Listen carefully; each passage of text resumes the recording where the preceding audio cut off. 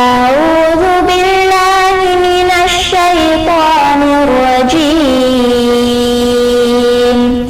بسم الله الرحمن الرحيم. அஸ்ஸலாமு அலைக்கும் வரஹ்மத்துல்லாஹி தஆலா வபரகாத்துஹு. 5 நிமிட மதரசாவிலிருந்து ஒரு சிறிய தகவலை உங்களுடன் பகிர்ந்து கொள்கிறேன். ஆரம்பமாக இஸ்லாமிய வரலாறு. அபு உபைதா இப்னுல் ஜர்ராஹ் ரலியல்லாஹு அன்ஹு அவர்கள். இவரின் அசல் பெயர் ஆமிர் இப்னு அப்துல்லா என்பதாகும். அன்னலார் அறிவித்திருந்த 10 சுவனவாதிகளில் இவரும் ஒருவர். உஹது போரின் போது அன்னலார் அணிந்திருந்த இரும்பு தலை கவசத்தின் 2 ஆணிகள் அன்னலாரின் கன்னத்தில் பதிந்து விட்டன. அவற்றை இவர் தமது பற்களால் கடித்து வெளியில் எடுத்தார். அதனால் இவரின் முன்பற்கள் 2 உடைந்தன. இவரை பற்றி அன்னலார், ஒவ்வொரு உம்மத்திலும் ஒரு அமீன் நம்பிக்கையாளர் உண்டு, எனது உம்மத்தின் அமீன் அபு உபைதாவாகும் என்றார்கள். ஒருமுறை உமர் ரலியல்லாஹு அன்ஹு அவர்கள் இவரை காண வந்தபோது இவர் ஒட்டக அம்பாரியின் போர்வையை விரித்து குதிரைக்கு கொள்ளு வைக்கும் பையை தனையிணையாக வைத்து படுத்திருந்ததை கண்டு, உங்கள் தோழர்களை போன்று நீங்களும் ஏன் வீடு கட்டி கொள்ளவில்லை என கேட்டதற்கு, மண்ணுக்குள் போகின்ற உடம்புக்கு இதுவே போதும் என அபு உபைதா பதிலளித்தார். இவர் ஹிஜ்ரி 18ஆம் ஆண்டு ஷாம் தேசத்தில் காலமானார். இரண்டாவதாக அல்லாஹ்வின் ஆற்றல். தண்ணீர் அல்லாஹ்வின் நிஹ்மத். தண்ணீர் அல்லாஹ் அருளிய பெரும் பாக்கியமாகும். நீரின்றி எந்த உயிரும் வாழ முடியாது. ஆறு, குளம், ஏரி, ஓடை, கடல் ஆகியவற்றை உபயோகிக்க ஏற்றதாக அல்லாஹ் படைத்துள்ளான். மேலும் அதை எல்லோருக்கும் கிடைக்கும்படி பொதுவாகவும் ஆக்கினான். உலகம் தோன்றிய நாள் முதல் இன்று வரை தண்ணீர் பயன்பட்டு வருகிறது. இன்னும் எதுவரை பயன்படும் என்பதை நாம் அறிய மாட்டோம். ஆனால் அல்லாஹ்வின் ஆற்றல் எனும் கஜானாவில் எக்குறையும் ஏற்படவில்லை. மூன்றாவதாக ஒரு ஃபர்லை பற்றி. தீனின் கல்வி. தீனின் கல்வியை கற்பது எல்லா முஸ்லிம்களுக்கும் கடமையாகும் என நபி ஸல்லல்லாஹு அலைஹி வஸல்லம் அவர்கள் கூறினார்கள். 4, ஒரு சுன்னத்தை பற்றி.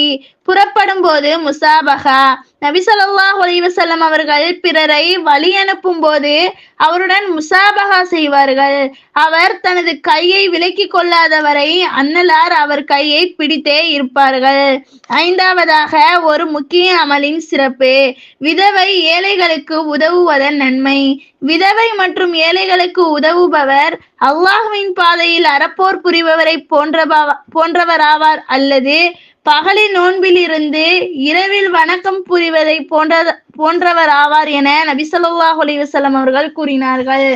6வதாக ஒரு பாவத்தை பற்றி. அண்டை வீட்டாரை துன்புறுத்துதல். எவர் தனது அண்டை வீட்டாரை துன்புறுத்தவில்லையோ அவர் சுவனம் புகுவார் என நபி ஸல்லல்லாஹு அலைஹி வஸல்லம் அவர்கள் கூறினார்கள். 7, உலகத்தை பற்றி. ஆடம்பரம். முஆத் ரலியல்லாஹு அன்ஹு அவர்களை ஏமனுக்கு அனுப்பும் போது ஆடம்பரத்தை தவிர்த்திடுங்கள் என கூறினார்கள். ஏனெனில் அல்லாஹ்வின் அடியார்கள் ஆடம்பரத்தை விரும்புவதில்லை என நபி ஸல்லல்லாஹு அலைஹி வஸல்லம் அவர்கள் கூறினார்கள். 8, மறுமையை பற்றி. உறுப்புகளின் சாட்சியம். அல்லாஹ் தஆலா கூறுகிறான், இது தான் உங்களுக்கு வாக்களிக்கப்பட்ட நரகமாகும். நீங்கள் நிராகரித்து கொண்டிருந்ததனால் இன்று இதனுள் நுழையுங்கள் என்று குற்றவாளிகளிடம் கூறப்படும். அந்த நாளில் நாம் அவர்களின் வாய்களின் மீது முத்திரையிட்டு விடுவோம். அன்றியும் அவர்கள் செய்து கொண்டிருந்தது பற்றி அவர்களுடைய கைகள் நம்மிடம் பேசும், அவர்களுடைய கால்களும் சாட்சி சொல்லும். 9வதாக நபி வழி மருத்துவம். கிஷ்மிஸ், உலர் திராட்சை. அபு ஹிந்தாரி ரலியல்லாஹு அன்ஹு அவர்கள் கூறினார்கள், நபி ஸல்லல்லாஹு அலைஹி வஸல்லம் அவர்களின் சமூகத்தில் கிஷ்மிஸ் நிறைந்த பாத்திரம் ஒன்று அன்பளிப்பாக கொண்டு வரப்பட்டது. அதை திறந்த நபிகளார் பிஸ்மில்லாஹ் கூறி சாப்பிடுங்கள் என்று கூறிவிட்டு, இது சிறந்த உணவாகும், இது நரம்புக்கு வலுவளிக்கிறது, நாட்பட்ட வலியை போக்குகிறது, உடலில் மினுமினுப்பை ஏற்படுத்துகிறது என்றார்கள். 10வதாக அன்னலாரின் அறிவுரை. சலாம் சொல்வதை பரப்புங்கள். மக்களே, சலாமை நன்றாக பரப்புங்கள். ஏழைகளுக்கு உணவளியுங்கள். மக்கள் இரவில் உறங்கும் பொழுது நீங்கள் தொழுகையில் ஈடுபடுங்கள். இவற்றை செய்தால் நீங்கள் பிரச்சனையின்றி சுவர்க்கத்தில் நுழைவீர்கள் என நபி ஸல்லல்லாஹு அலைஹி வஸல்லம் அவர்கள் கூறினார்கள். அல்ஹம்துலில்லாஹ். அஸ்ஸலாமு அலைக்கும் வரஹ்மத்துல்லாஹி தஆலா வபரகாத்துஹு.